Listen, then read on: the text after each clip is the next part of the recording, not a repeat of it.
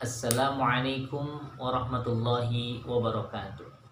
Alhamdulillah wassalatu wassalamu ala Rasulillah wa ala alihi wa sahbihi wa mawalah. Wala haula wala quwata illa billah. Amma ba'd. Jamaah sekalian, kembali ungkapan syukur kita panjatkan kehadirat Allah Azza wa Jalla atas segala kenikmatan dan karunia yang Allah berikan, sehingga Allah masih memberikan kesempatan kepada kita untuk bisa menambah amal saleh kita di hadapan Allah kelak. Salawat teriring salam semoga senantiasa tercurah kepada kedua hasanah kita, baginda Nabi besar Muhammad sallallahu alaihi wasallam. Semoga juga tercurah kepada keluarganya, para sahabatnya, dan insya Allah sampai kepada kita dan siapa saja yang istiqomah di dalam ad-din ini. Baiklah, mari kita awali kajian ini dengan sama-sama membaca lafaz basmalah. Bismillahirrahmanirrahim. Kemudian kita luruskan niat kita, semoga apa yang kita kaji benar-benar menjadi ilmu yang bermanfaat. Hamba-hamba Allah yang dirahmati oleh Allah Subhanahu wa taala, pada hari ini kita akan belajar, yakni belajar memahami Fatwa MUI nomor 14 tahun 2020 tentang penyelenggaraan ibadah dalam situasi terjadi wabah COVID-19. Di dalam fatwa tersebut disebutkan yakni dalil-dalil berdasarkan Al-Quran yang pertama, kemudian As-Sunnah, dan juga ada qawaid fiqhiyah. Saya sampaikan satu ayat Al-Quran yang disampaikan dalam fatwa tersebut. Yakni di dalam Al-Quran surat Al-Baqarah ayat 155 sampai 156, di mana Allah Subhanahu wa taala berfirman, A'udzu billahi minasyaitonir rajim. Walanabluwannakum bisyai'in, dan sungguh kami akan benar-benar uji kalian dengan sesuatu, minal khauf, yang dia bisa berupa kekhawatiran, wal ju', dan kelaparan, wa naqsim minal amwal, dan berkurangnya harta-harta, wal anfus, dan juga berkurangnya jiwa, was samarat, dan juga buah-buahan, wa basyir sabirin. Allah menyuruh untuk memberikan berita gembira kepada orang-orang yang sabar. Lantas siapa orang yang sabar itu? Alladzina idza asabathum musibah, yakni mereka yang apabila musibah menimpa mereka, qalu, mereka mengucapkan, inna lillahi wa inna ilaihi rajiun. Yang ingin saya sampaikan dalam kajian ini yakni terkait dengan kaidah fikihnya. Ya, di dalam kaidah fikih, dalam fatwa itu disebutkan apa sih yang dimaksud dengan qawaid fikih. Nah, para fuqaha pada umumnya memberikan pengertian yang dimaksud dengan kaidah-kaidah kulli atau kaidah-kaidah fiqhiyah ialah yakni hukmun kulliyun, yakni hukum kulli atau kaidah-kaidah umum yang tabiqu ala jami'i juz'iyatihi, yang berlaku pada semua bagian-bagiannya atau cabang-cabangnya.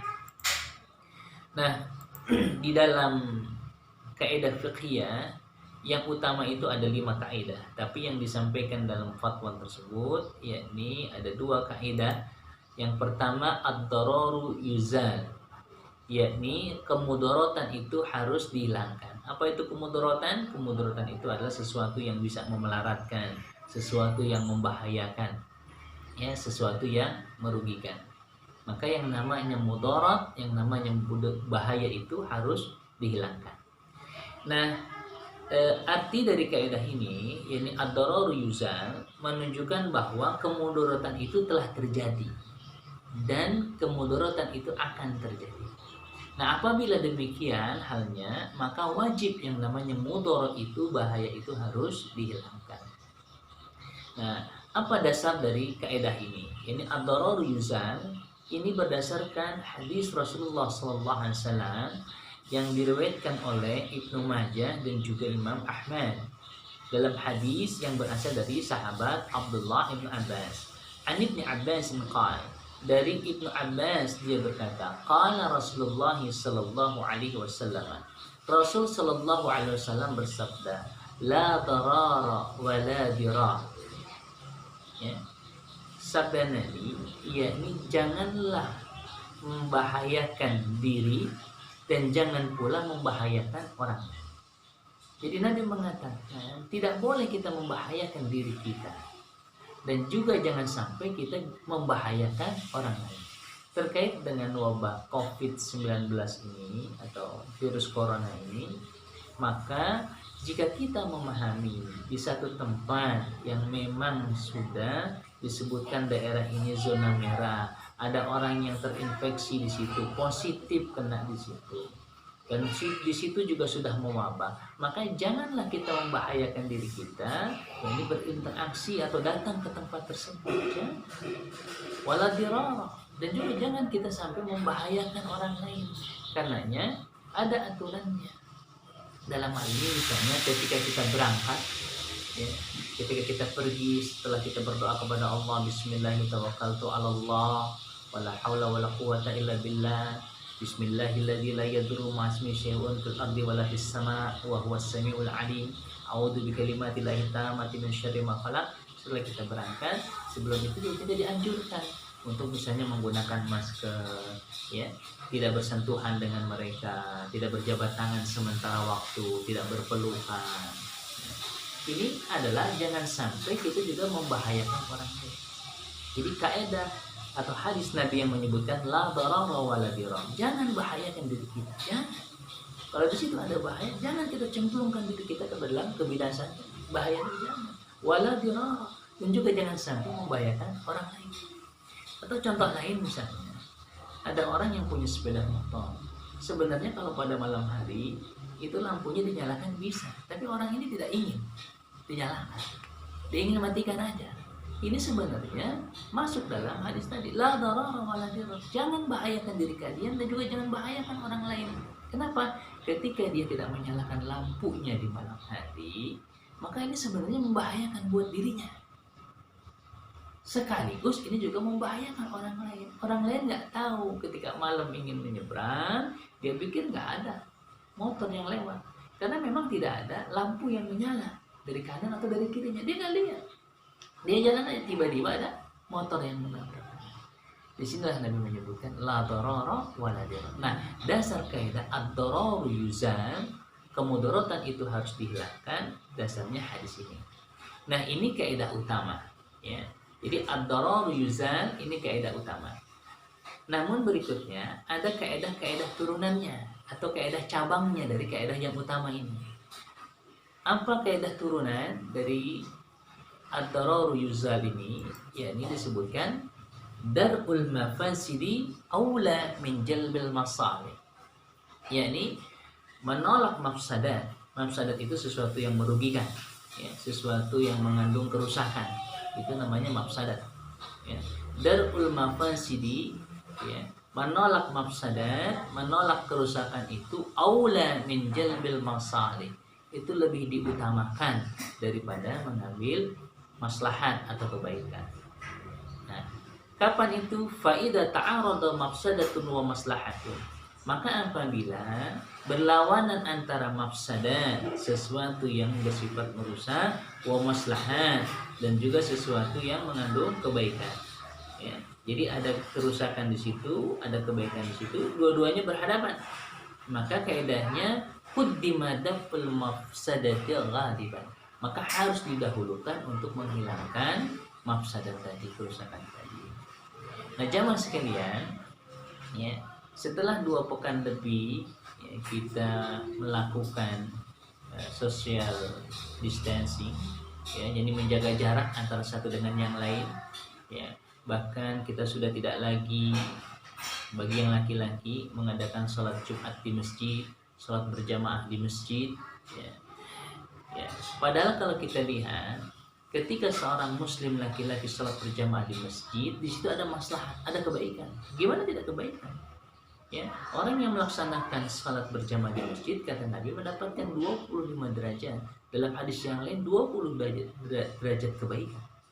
Ya, satu langkah menghapuskan dosa, menghilangkan kesalahan, dan satu langkah berikutnya adalah meninggikan derajatnya. Ketika di masjid mungkin dia berjabatan tangan dengan yang muslim lainnya, maka saat berjabatan tangan dia berlepas dari tangan tadi, maka saat itu pula dosanya berguguran. Masya Allah, betapa banyak kebaikan yang bisa kita dapatkan andai kata kita bisa melaksanakan salat berjamaah. Tapi sekarang kondisinya sedang terjadi wabah virus corona ini, maka di situ juga ada mafsadah, ada kerugian, ada mudarat, ada bahaya di situ. Ketika bergabung antara mafsadat dan maslahah, maka kaidahnya yakni darul mafasidi aula min jalbil masalih. Menolak mafsadat itu lebih didahulukan daripada mengambil manfaat. Kalau dikhawatirkan ketika kita tetap ngotot mengadakan sholat Jumat berjamaah dalam waktu yang cukup lama, karena kemudian juga jarak antar jamaah itu semakin dekat, ya, bahkan bisa jadi bersentuhan dan bersalaman. Yang dikhawatirkan kalau ada orang yang sudah terkena wabah corona, maka orang ini bisa membahayakan, menularkan kepada orang lain, dan hal ini bahaya. Disinilah fatwa MUI memberikan keterangan bagi mereka yang berada dalam zona merah, yang sudah wabah virus corona ini ada di tempat tersebut, maka tidak mengadakan salat Jumat atau salat berjamaah. Nah, dasar dari kaidah yang kedua ini atau daerah kaidah turunan ini, yakni darul mafasidi aula min jalbil masalih, ini berdasarkan hadis. Mari kita perhatikan dalam hadis riwayat Muslim dan Al-Bukhari. Dalam hadis ini disebutkan an Abi Hurairah taqala, dari sahabat Abu Hurairah dia berkata, qala Rasulullah SAW, di mana Rasulullah SAW bersabda pada kalimat fa idza amartukum bisyai'in, maka apabila aku memerintahkan kepada kalian tentang suatu perintah, fa'tu minhu mastata'tum, maka lakukan perintah itu semampunya. Jadi kaidahnya, kalau ini perintah dari Allah, perintah dari Rasulullah, maka kerjakan semampunya. Saat sholat fardu, kita diperintahkan untuk berdiri saat takbiratul ihram. Tapi kita nggak mampu saat berdiri saat takbiratul ihram, maka kita diperkenankan untuk sholat dengan cara duduk. Maka kalau saat duduk pun kita tidak bisa, maka kita diperkenankan untuk dengan cara sholat berbaring. Kita ada perintah, ya ini adalah kerjakan semampunya. Kalau mungkin kita bisa tilawah 1 juz, alhamdulillah 1 juz. Kalau tidak bisa mungkin setengah juz. Kalau tidak bisa mungkin hanya beberapa halaman. Jadi terhadap perintah dari Allah, perintah Rasulullah, maka lakukan semampunya. Akan tetapi Nabi melanjutkan, wa idza nahaitukum an shay'in fada'uhu, dan apabila aku melarang kalian tentang sesuatu larangan, maka tinggalkan itu. Kalau larangan sifatnya totalitas, tidak ada tawar-menawar di situ. Misalnya terkait dengan larangan khamr, maka yang namanya khamr ini haram. Banyaknya haram, sedikitnya pun haram. 1 galon haram, 1 gelas kecil pun haram, bahkan 1 sendok juga menjadi haram. Begitu. Itu terhadap larangan harus ditinggalkan. Dalam hadis yang lain disebutkan fa idza nahaitukum an syai'in fajtanibuhu, maka apabila aku melarang kalian tentang sesuatu larangan, maka jauhilah dia. Jadi kalau sifatnya larangan, jauhi, tinggalkan secara totalitas. Wa idza amartukum bi amrin, dan apabila aku memerintahkan terhadap satu perintah, fa'tu minhum mastata'tum, maka tunaikan perintah itu semampunya. Jamaah yang dirahmati Allah Subhanahu wa taala, juga ada kaidah yang disampaikan dalam fatwa tersebut. Jadi kaidah kedua, al-masyaqqatu tajlibu at-taysir. Yani al-masyaqqah. Al-masyaqqah itu kerusakan atau kesukaran, ya, kesukaran atau kesulitan. Ya, tajlibu at-taysir. Yang namanya kesukaran, kesulitan itu akan mendatangkan yang namanya kemudahan.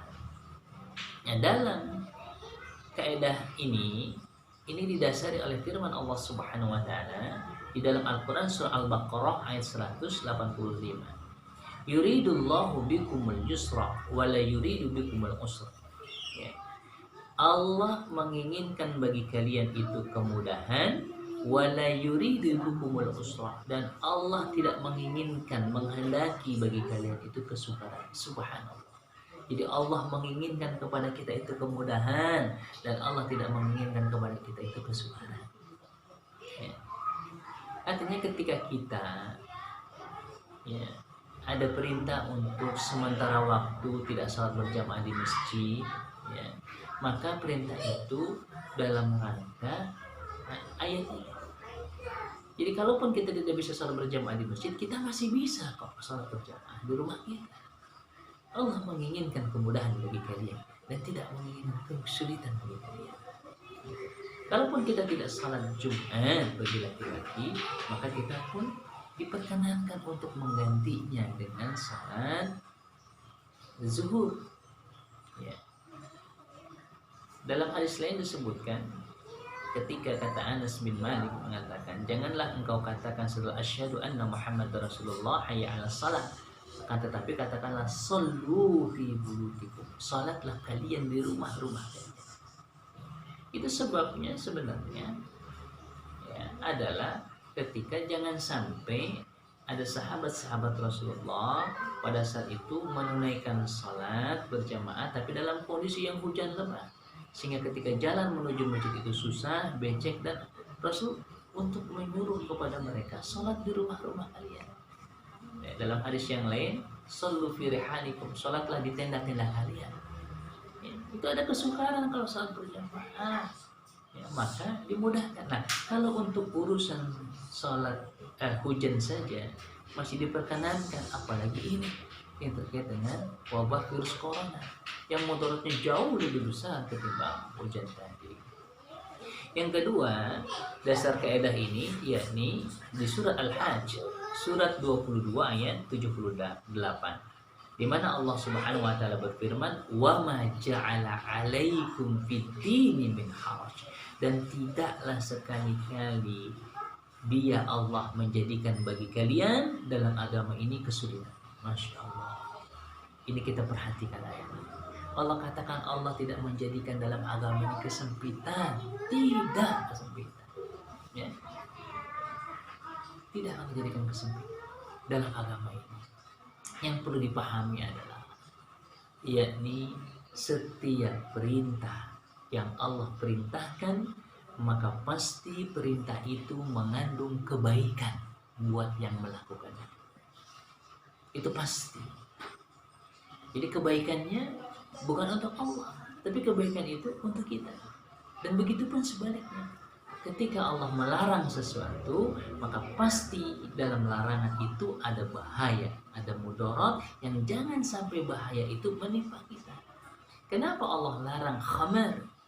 Karena Allah tahu dalam khamar itu ada bahaya dan Allah nggak ingin bahaya itu menimpa kita. Kenapa Allah larang perzinahan?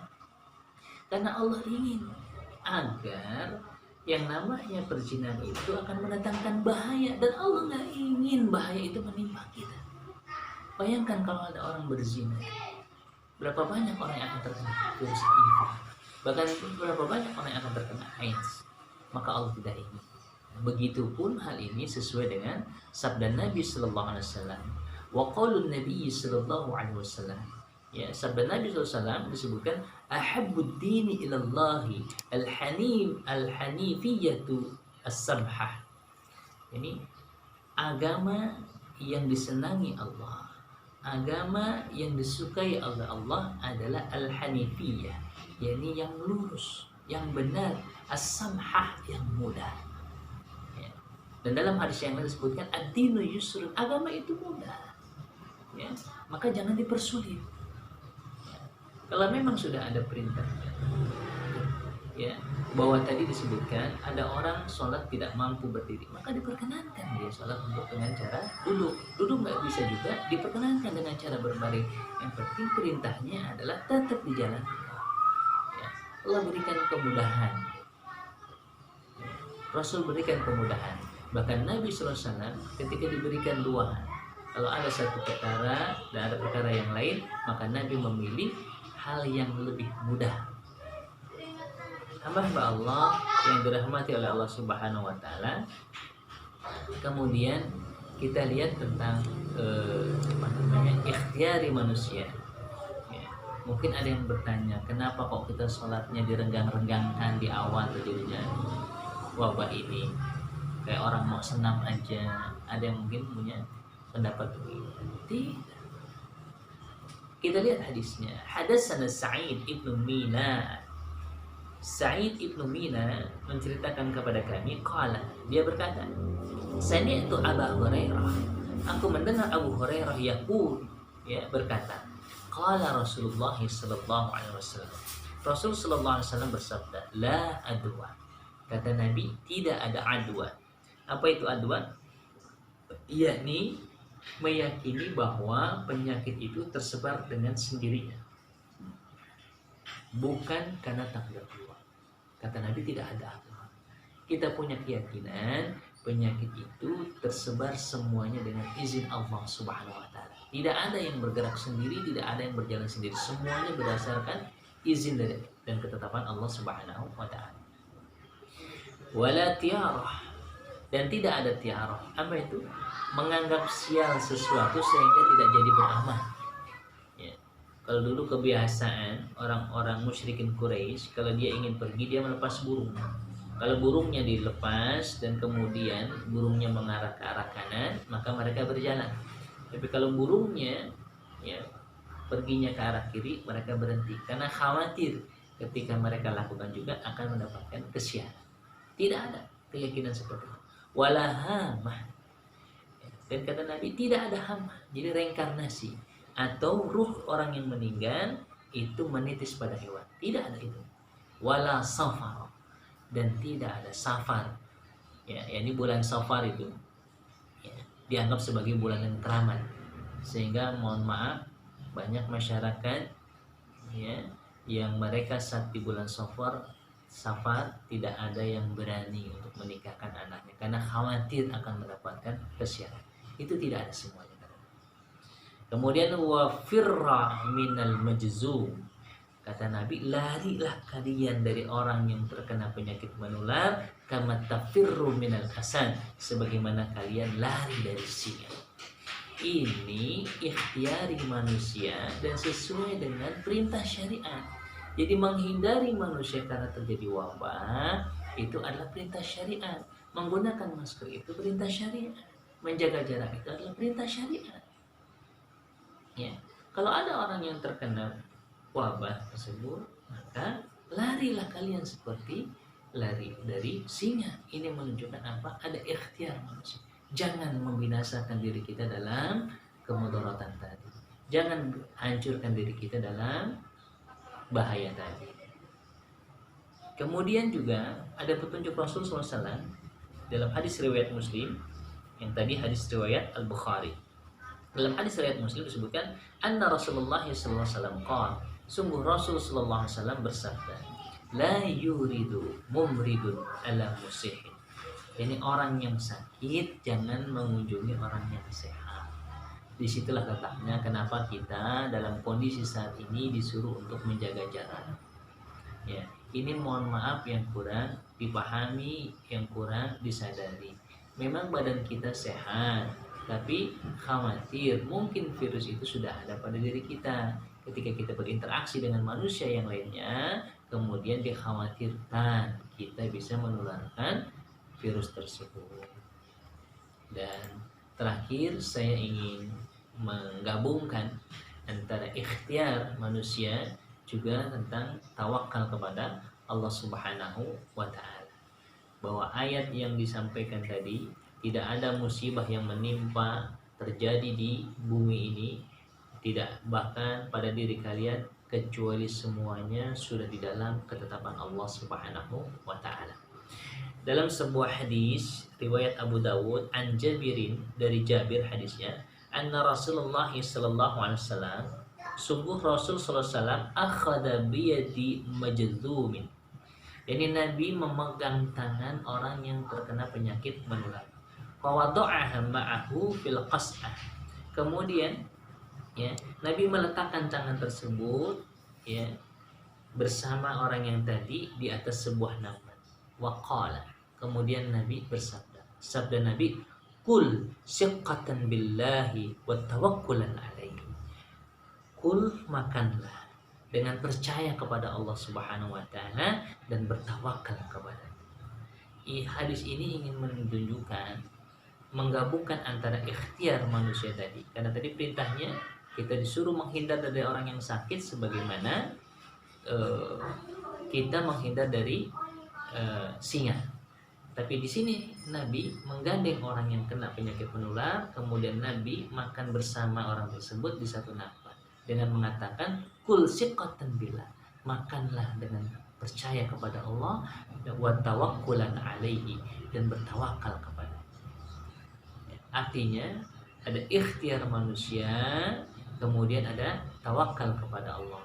Fa idza azamta fatawakkal 'ala Allah. Kita sudah berusaha untuk melakukan hal-hal yang jangan sampai itu tertular.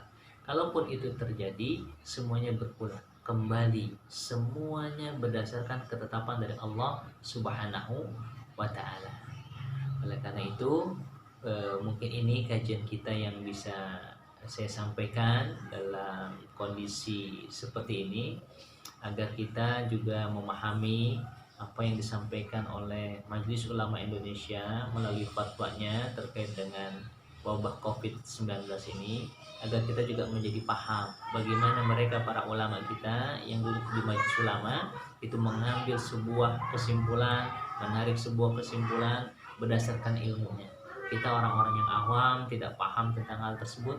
Mereka yang memang berilmu dalam bidangnya, insya Allah apa yang ditetapkan oleh mereka, juga kebijakan yang diambil oleh pemerintah, itu semuanya adalah dalam rangka untuk menjaga kemaslahatan kita semua.